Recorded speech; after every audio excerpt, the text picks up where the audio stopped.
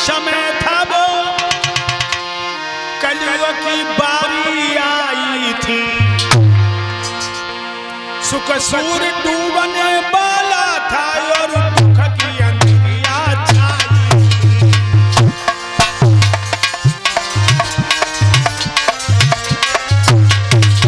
याद रखना लोगों, द्वापर का समय था, कलयुग आने वाला था, सुख रूपी सूरज सोहर और दुख रूपी अंधेरी रात आ रही थी। जिस समय पंडवा हिमालय में गले हैं, या द्वापर था मृत सैया पर कलबाल रूप बलने में,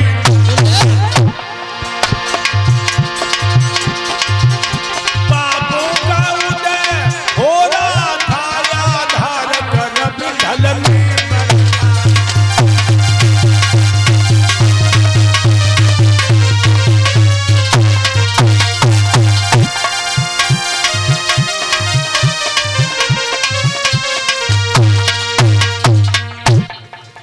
द्वापर का अंत समय था, कलयुग आने वाला था, सुख रूपी सूरज आज सो रहे थे, दुख रूपी अंधेरी रात आ रही थी। उस समय पंडवा हिमालय में गले हैं, दिल्ली का राजा परीक्षित,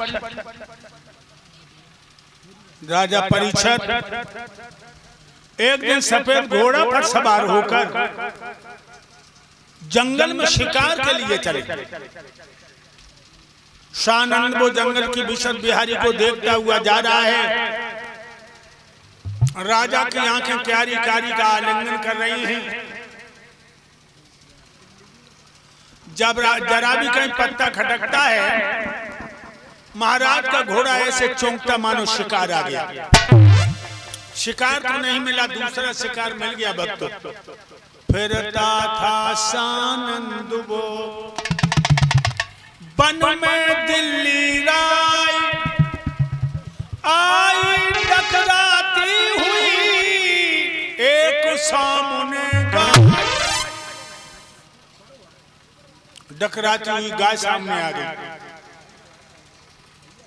कांपती है, हाँपती है, रोती है, रम्हाती है, चलती है, अटकती है। गाय की जीभ बाहर को निकली है, आंखों से आंसू गिर रहे हैं, बार बार मलमूत्र छोड़ रही और थर थर कांप रही है, मुंह से फचू कर गिर रहा है। और वह गाय के पीछे एक बैल, जिसकी कमर तन के नीचे को झुकी कचू कचू लंगड़ाए रहो। और भाइयों, जीभ बाहर को निकली है, आंसू गिर रहे हैं बैल के, और उसके पीछे काला कलूटा चांडाल हाथ में मूसल लिए हुए आ रहा है। जिस समय गाय और बैल पे मूसल पड़ता, उस समय भूमंडल हिल जाता। गाय ने परीक्षित को देखा तो क्या बोली?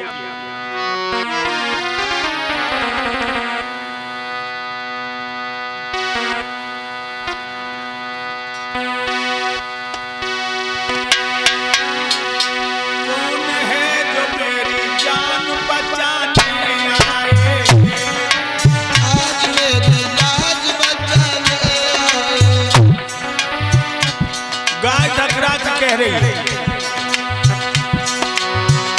कौन है आप मेरी लाज बचाने आए, धर्म के नाम पे बलिदान चढ़ाने आए, धर्म के नाम पर बलिदान चढ़ाने आए, कौन है आज मेरी लाज बचाने आए। जात की देश की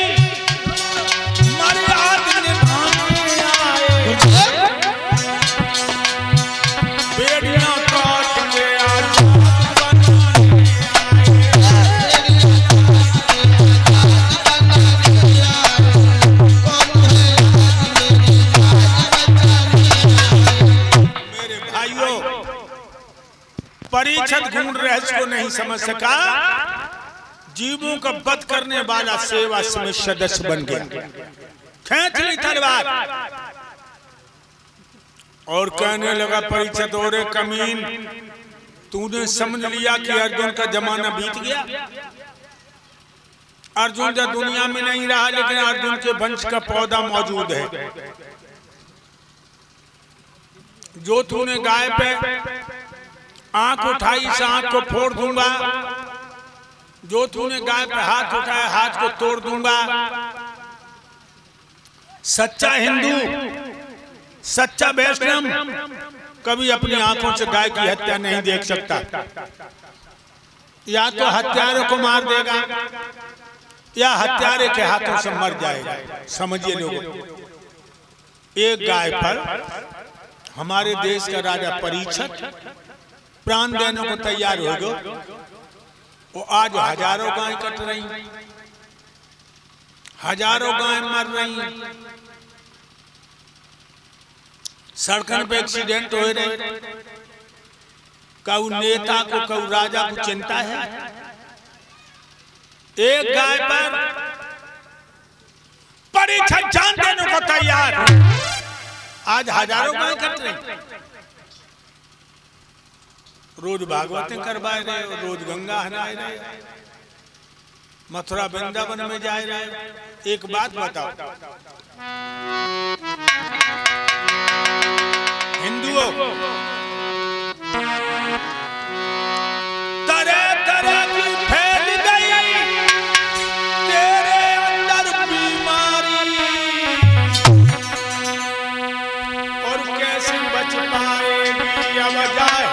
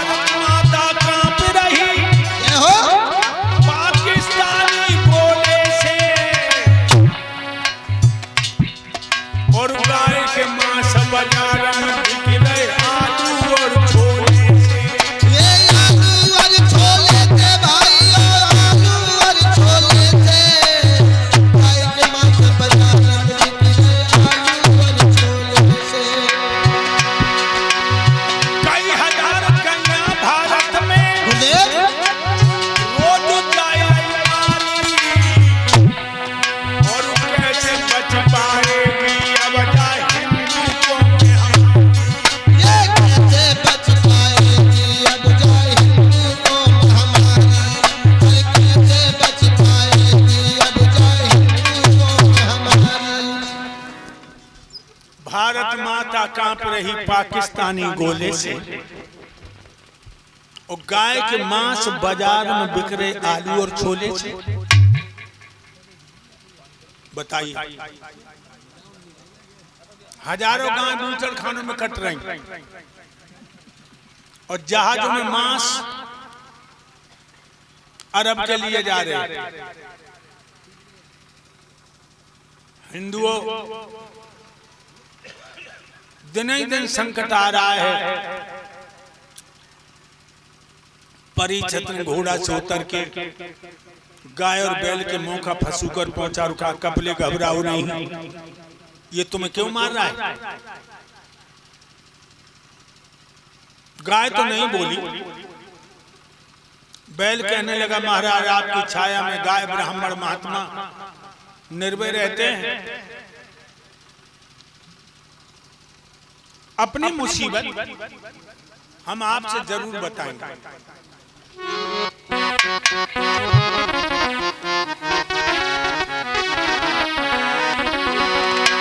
कुछ दिन के बाद जमाने की अरे हवा बदलने वाली है, अरे हवा बदलने वाली है। धर्मालय धर्मों की सबसे आखिरी है, सबसे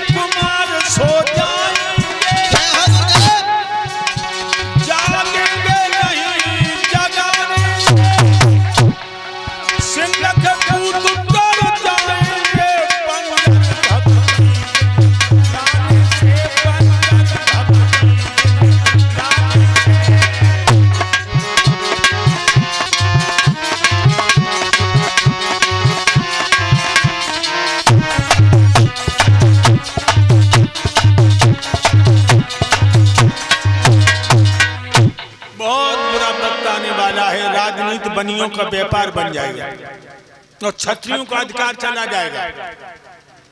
परिषद कहने लगे तुम पशु होकर मनुष्य की भाषा में बात कर रहे हो, भाई कौन हो?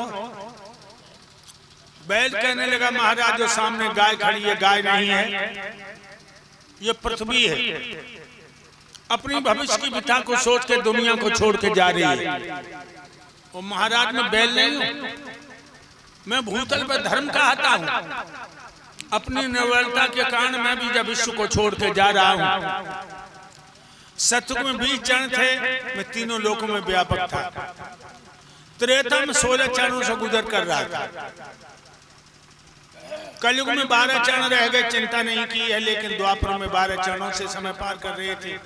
अब ये सामने कलयुग खड़ा है, काला कलयूटा, हाथ में मूछल लिए, इसने आते आते भाला तान दिए और पृथ्वी को नीचे दबा दिया, हमारे पैरों को तोड़ डाला।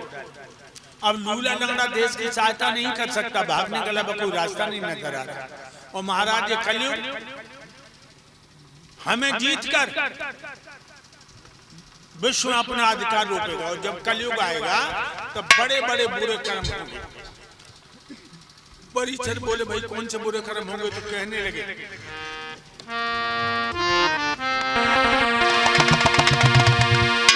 आगे वो समय आ रहा है बेटियां न कोई जानेगा।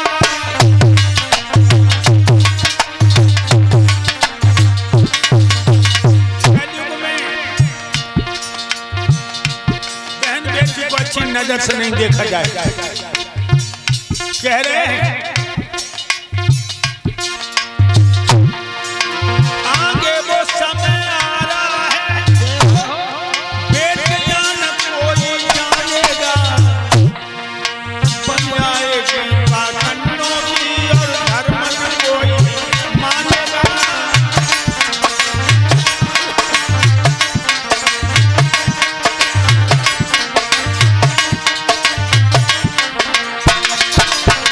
महाराज क्षत्रिय कायर हो जाएंगे, बनियाधिकार जमाएंगे, तीनों का खून चूस करके ये गुंडे प्यास बुझाएंगे।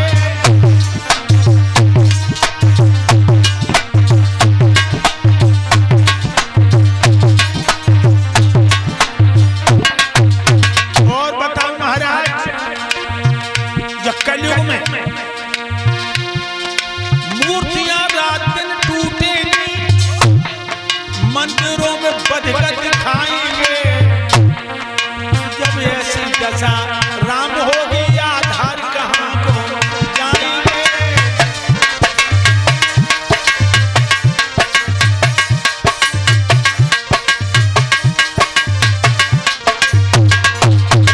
महाराज कलयुग में छापा टीका कंठी माला आगे तो नजर नहीं आएंगे। जो धर्म की बात करे गुंडायुन पे गोलियां चलाएंगे।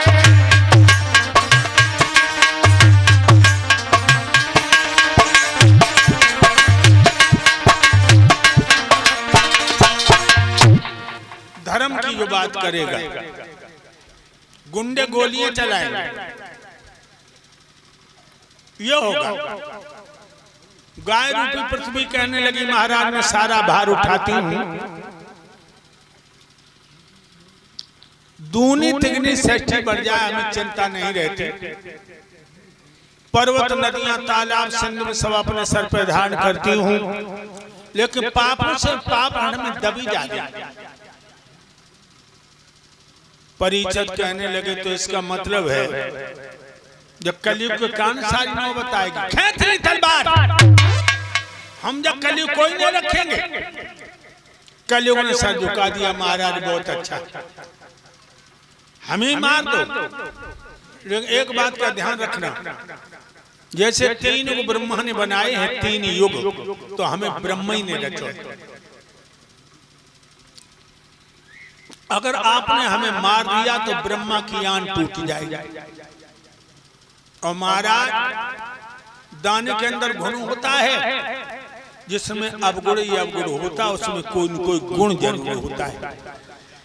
परीक्षित कहने लगे तेरे अंदर कौन सा गुण है? तू तो शरीरम व्याधि मंदिरम, तेरा शरीर ही बीमारियों का घर है। तो कलयुग कहने लगा महाराज गुस्ताखी माफ हो तो हम अपने गुण आपको बता दें। भाई बताओ। तो कलयुग बोला पहला गुण,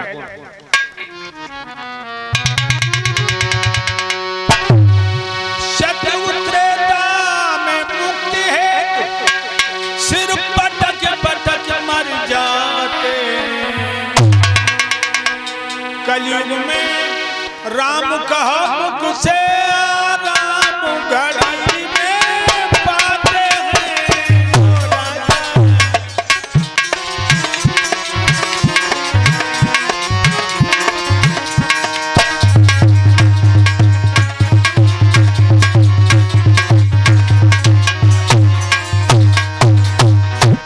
कलयुग में राम कहा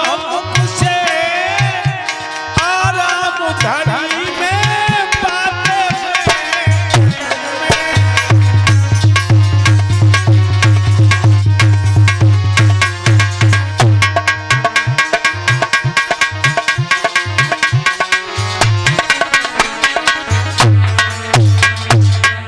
ये पहला गुण। सतयुग त्रेता में बड़े बड़े महात्मा ऋषि मुनि मनीषी कंदराओं में भजन करते लाखों बरस तक, मगर मुक्ति नहीं मिलती। कलयुग में एक बार राम का एक पल में आराम। दूसरा गुण है सतयुग त्रेता में किसी के प्रति बुरी भावना बना ले तो पाप लग जाए, और कलयुग में बिना करे को पाप नहीं लगे। अब आप मार दो। परीक्षित बोले खैर हम तुझे मारेंगे तो नहीं, लेकिन गाय ब्राह्मण महात्मा पर थोड़ी कृपा करो, इन्हें ज्यादा न सता। कलयुग कहने लगा तुम्हारा हमें स्थान बताओ कि मैं कहाँ रहूं। कलयुग, कल माने मशीन, मशीनों का युग। अब हर काम मशीनों से हो रहा है, मशीनों से हर काम हो रहा है। जब बिजली चली जाए जनरेटर मार दो। देखिए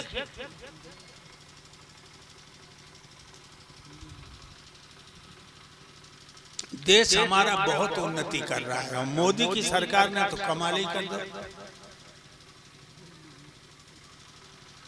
लेकिन एक बात बता दूं आपको, उन्नतशील देश नहीं होता धन के भरे खजानों से, उन्नतशील देश नहीं होता गहरे से तहखानों से, उन्नतशील देश नहीं होता राडारों से और विमानों से, उन्नतशील देश नहीं होता गहरे से तहखानों से, उन्नतशील देश होता है उन्नतशील जवानों से। जो हमारे देश का नौजवान उन्नत की मंजिल को देखेगा और चलेगा तो देश चमकेगा। लेकिन मामला अब कुछ और हो रहा है, बताऊंगा आपको।